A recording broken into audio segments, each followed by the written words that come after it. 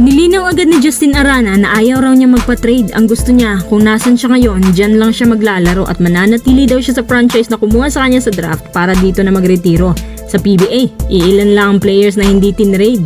Yung iba kusang umalis, yung iba hiniwalay mismo ng mother team nila kaya hindi mo talaga masasabi kung saan ang gusto mo ay dyan lang. Pero sa totoo lang, napakaganda ng layunin nito ni Arana. Halatang para sa kanya hindi pera-perang basketball.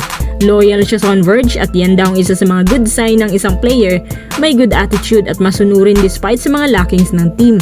Ang Converge, hindi mahinang team. Batid ko lang na parang medyo overrated lang talaga sila this conference dahil sa mga kinukuha ng Converge ngayon na umano'y the best lineup dahil nga gumastos talaga. Gaya na lamang ng pagkuhan lang kay Mikey Williams na hanggang ngayon hinahanap pa ang kanyang groove. Tapos si Calvin Abueva at si Policarpio, maganda ang kombinasyon nila pero hindi lang nabibigyan ng good coaching. Tanging coaching na lang ang kulang sa mga investments na Converge. OP ang lineup nila actually kasi may good boy si 1GDL, magandang performances niya sa Gilas. Tapos meron sila Justin Baltazar. Kumbaga, may hatak ang team, medyo kulang pa talaga sa experience. Ang gusto ni Arana, yung mula sa kanilang pangangapa hanggang sa natuto sila ay maabutan niya pa rin na lumakas ang team. Base sa aking nalalaman, gusto rin siyang kunin ng Phoenix, pati na rin ng ilang bigger teams gaya ng Magnolia at Ginebra. Malakas sa poste si Arana, mataas ang kumpiyansa niya, pang power play style, pang Junmar din. Tapos yung hook shot niya parang si Ian Sanggalang. Walang duda si Arana, isa sa mga vital pieces ng Converge. Iba kasi siya kumpara kay Balti. Si Balti, mataas ang reach, pero hindi fortified sa low post, madaling itulak pero may shooting.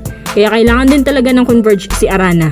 Sa ngayon, kung gusto nga siyang makuha ng iba, imposible pa talaga. Bata pa siya, maraming playing years ang pwede niya ilaan sa team. Marami din ang pwedeng mangyari sa karera niya, kaya hindi pa talaga natin alam kung anong magiging next plan ng Converge sa kanya.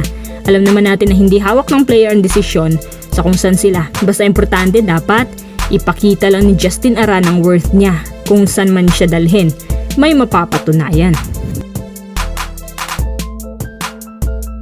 Alfrancis Chua, galit na galit kay Tab Baldwin dahil sa nangyari insidente ng pagkalunod ng dalawang high flyers ng Ateneo. Ayon kay Alfrancis, gusto lang naman daw ng mga bata ng mangarap pero sinira daw. Klarong-klaro na si Tab Baldwin talagang tinutukoy niya dahil nga sa mahigpit nitong training. Ang dami nag-upload niya sa social media upang ipakita kung gaano kalakas ang mga alon sa Baler, Aurora. Pero ayon sa mga reports na hindi daw totoo na may ankle weights ang mga paa nila kapag nagtitraining. Ayon kay Mike Nieto, sa totoo niyan, kapag nagtitraining sila kahit di ka marunong lumangoy, kailangan mo mag-participate. May isang pagkakataon pangaraw na may kasama isang senior pero hindi marunong lumangoy, muntik di malunod. Ang ginawa ni Coach Tabi, siya ang tumalon at rumescue doon sa isang player. Doon sa training ni Naadilit Baterbonia, lumalabas din na wala pala talagang Coast Guard or kahit anong rescue. Walang nagbabantay sa kanila, wala ring medic, kaya kung malunod ka, wala talagang sasagip.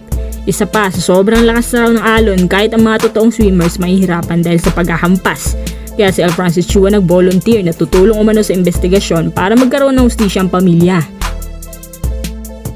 Naalala niyo ba ang naging issue Tab Baldwin kay Alfrancis nung panahon na nagkomento si Tab Baldwin na ang coaches daw sa PBA literal na immature at kulang sa kaalaman, kaya naggalit na gusto si Alfrancis sa sinabing bakit di daw muna patunayan ni Tab Baldwin ang coaching skills niya sa PBA. Dagdag pa ni Alfrancis na pang UAAP lang daw ang level ng pagko-coach niya. Mukhang naalala pa yata ni Alfrancis ang mga bagay niyan hanggang ngayon. Para sa kanya, sampal to kay Tab Baldwin.